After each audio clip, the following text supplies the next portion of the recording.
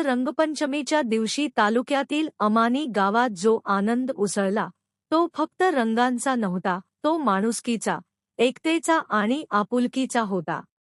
आदिवासी समाजातील युवकांसह इतर समाजातील युवकांनी सर्व भेद विसरून एकत्र येत हातात हात घालून धुलिवंदनाचा आनंदोत्सव साजरा केला आणि आपण सारे एक आहोत हे पुन्हा एकदा सिद्ध केले. गावातील प्रत्येक रस्ता, प्रत्येक चौक आनंदाने भरून गेला होता. रंगांनी माखलेले चेहरे, डोळ्यात चमकणारा उत्साह आणि मनातून उमटणारा आनंद हे दृश्य पाहून कोणाच्याही डोळ्यात समाधानाचे अश्रू आले असते.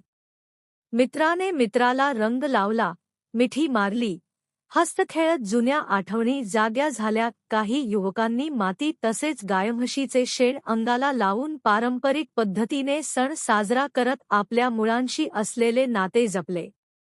आनंदाच्या क्षणी माजी उपसरपंच अनिल जाधव यांच्या घरच्या बोअरचे पाणी सुरू करण्यात आले. पाण्यात भिजत, रंग धुवून काढत, एकमेकांवर पाणी उडवत युवकांनी मुक्तपणे आनंद व्यक्त केला. त्या पाण्यात केवळ रंग नव्हते, गाव एक कुटुंब असल्याची भावना होती.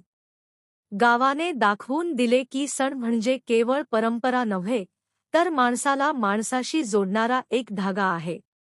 रंगपंचमीच्या निमित्ताने गावात पसरलेला हा आनंद, ही एकता आणि ही माणुसकी दीर्घकाळ टिकावी, अशीच प्रत्येकाच्या मनातून भावना व्यक्त होत होती.